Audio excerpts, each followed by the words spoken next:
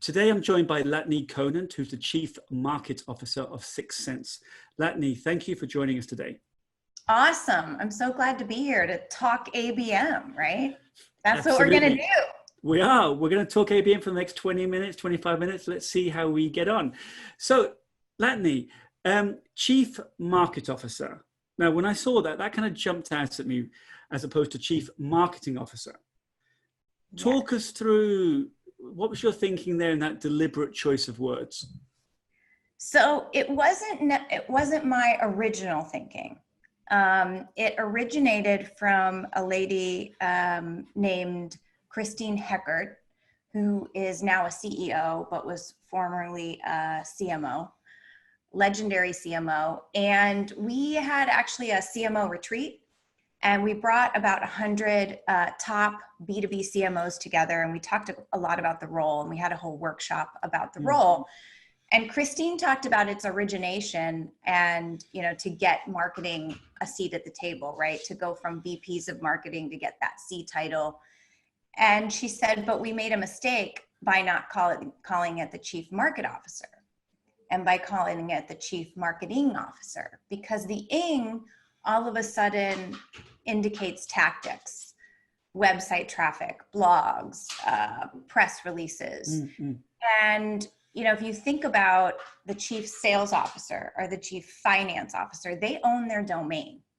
They don't own a set of activities. The activities are for their domain, what the expertise they bring to the table.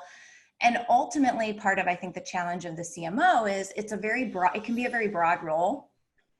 And so I love this notion of a chief market officer, because all of a sudden it grounds you in what's most important and why originally we even have the seat at the table, which is to be the voice of the market and be the rudder that is providing the executive team, customers, partners, where we see the market going. And so I didn't change my title lightly. It took me a long time and a lot of inferiority complex to feel like I was worthy of that title, but we did a bunch of category design work and came out of it with our point of view on ABM and the ABM category and where we see it going, because we actually see a next wave or generation of ABM, which is really about orchestrated account engagement and sales and marketing. And so when we put that out, we updated our architecture, we had our category point of view. I felt I was ready and worthy of the title. So you asked for the time, I built you a clock, but that's why.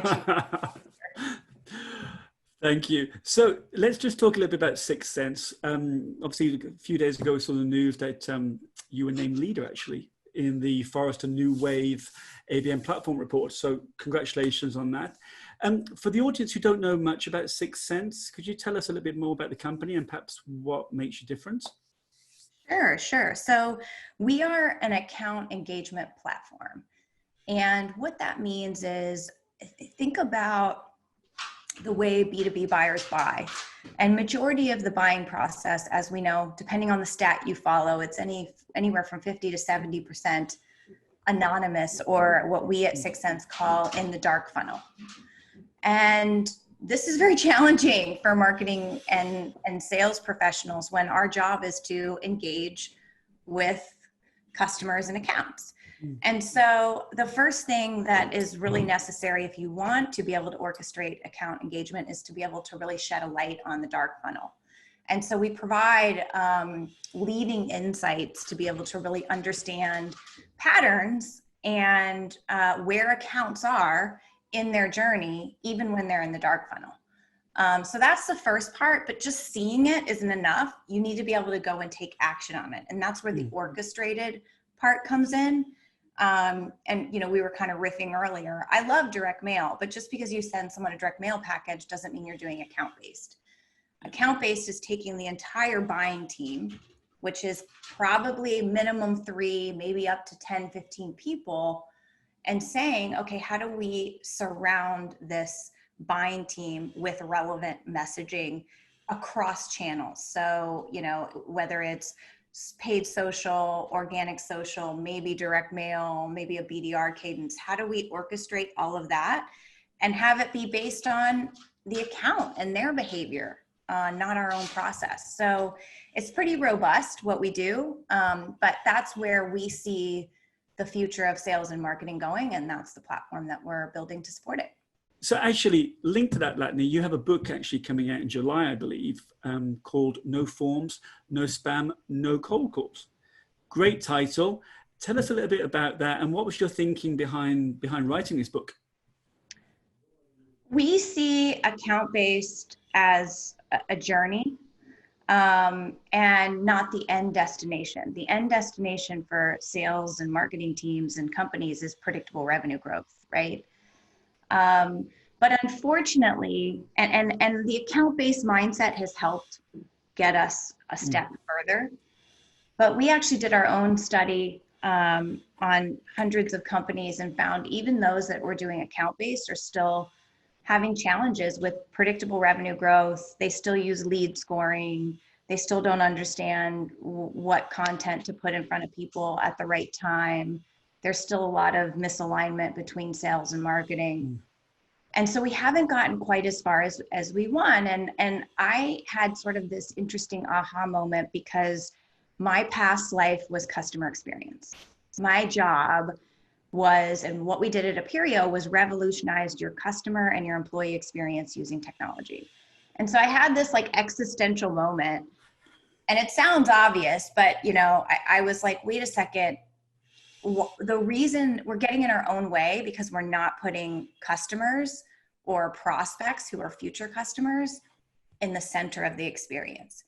We're forcing people through our tactics because that's what we know how to do, right? We know how to put up a form. We know how to gather an email address. We know how to carpet bomb them with spam. There's a huge, we throw that over the wall to sales. Sales thinks that they suck. And so then they're stuck with a shitty territory doing cold calls, right? Yeah. I mean, and we kind of can't get out of our own way. And there's been all this technology advancement, and some of it is just speeding up the same bad behavior. So I sort of said, man, we have this amazing opportunity, especially given that as the CMO of 6sense, I sit on top of this amazing AI insight and orchestration platform. I have so much insights and I can orchestrate different experiences. I got to change the game. And I can't just pontificate about it. I have to actually prove this. And so that was what the book was, it didn't start as a book. It started as an internal project called Project Bold Moves. And Project Bold Moves said, we are going to lean into the AI, into the big data. We're going to understand customers and their behavior better than anybody else. And we're going to do it differently. We're going to put them at the center and our values. So I challenged the team. I said, design a system that has no forms, no spam, and no cold calls. And we started that last July. And then the book really details how we did it and the results that we've been able to achieve, because, you know, people aren't going to want to be able to, it sounds great, right? And it sounds obvious, but how do you actually do it? What are the frameworks you use? How does that change people's roles? Like the last chapter really talks about what are some new roles that we see emerging, and we've had to reorganize our team a few times to actually work for this new model. And obviously that was last July. We're now, so it's almost a year now. So, and is that going to now continue throughout now? It's going to keep going and keep rolling with this new way of working? Yeah, and that was kind of interesting, is I had to sort of just put pencils down, right? Because at some point I'm like, we can't keep adding. We need to get, you know, this book out. And while I'm the author, it's really my entire team's body of work, kind of documenting what we've done. But we keep, I mean, every day, and I say this in the book, like I'm not perfect at this. I wish I was. I hope to be, and that's why I say that no forms, no forms, no spam, no cold calls that's a value system. It's not literal. But if you use that as your value system, it helps kind of gut check, like, why are we doing this? And when, and a big part of it for us is getting incredibly savvy with our digital experience. And, if you think about B2C, they're way ahead of us. And so we're really trying to figure out how we catch up to our friends in B2C, given that it's more challenging in B2B because it's not just one person who looks at some shoes, thinks the shoes are good and buys them. It's 10 people. Yeah. So related to that, Latané, obviously you mentioned in the book, customer-led digital experience, right? Yeah. So I think you're touching on that now really with regards to that kind of B2C, B2B kind of model, right? Yes, exactly. So one of the things that we've really strived to do is use the insights as the signal and in a dynamic way, change the experience based on two things. And we've leaned into two factors. You could, depending on your audience, you might have different factors, but for us, we've leaned in on the keyword because I didn't go into everything 6sense does, but it's a platform, right? So depending on the keyword you're researching, you probably have different problems that you're looking to address, and you're going to want to see different kinds of content and learn different things. And that's also probably says something about your persona. So we look at the keywords that account is researching in conjunction with their timing. And this is a game changer because as marketers, we've always written like, this is top of the funnel activities and content, and this is bottom of the funnel, but we just sort of put it out there and hoped for the best. We didn't have a way to say, you're top of the funnel and you care about this, here you go, here's your blog, or here's your, here's your video or whatever. Yeah. And so because of our ability to take those insights and our dynamic segment capabilities that hook up to all these execution channels, we can start to do that. And so we're just adding, right now, we're just adding keywords and adding channels. So we just got something different on our website that is a reaction. So it changes the reaction based on what you've done before, for example. We got our drift bot on this system about 3 months ago. And we saw like a 130% increase in conversations because the bot's not just trying to get a meeting.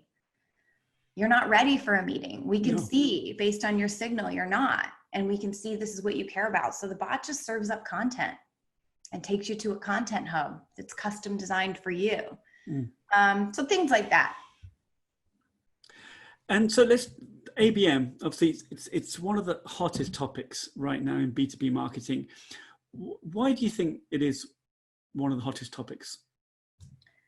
I think it's one of the hottest topics because it works if done properly. It really, really works. It kind of goes back to the first question, which was, why chief market officer and how did the conversation even start? Like, our role and our job continues to get more and more and more broad, which you think about yourself as a human, it's exhausting, it waters, you become watered down.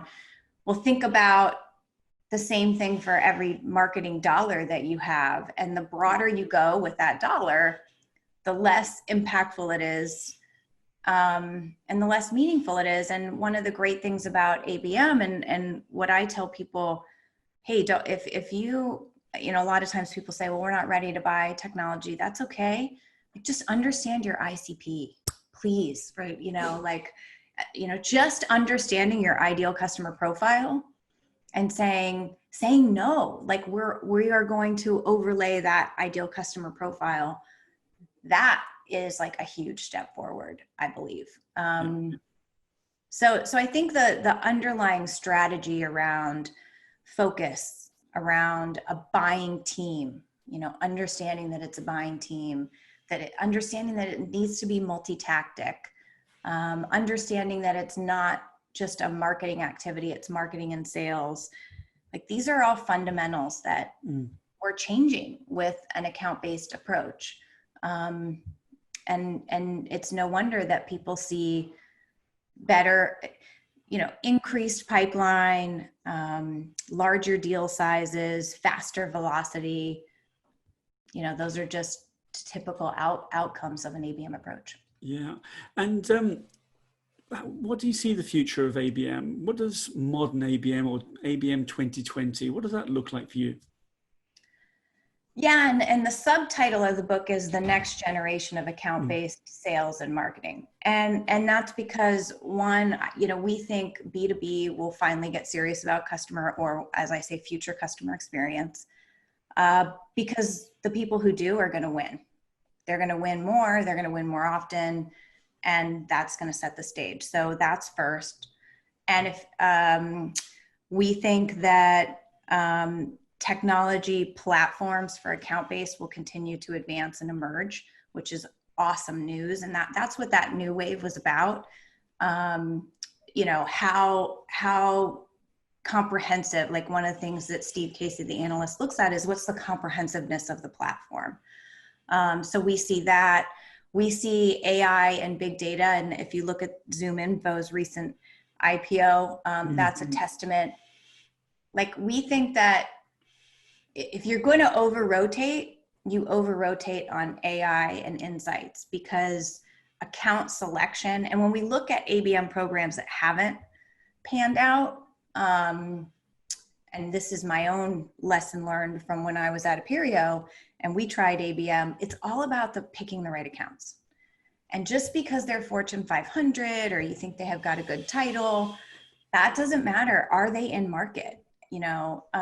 And so having those insights to really understand the dynamics, to make sure that you're, pointing your valuable resources at the right accounts is critical. And I think people will take that more seriously as their programs mature.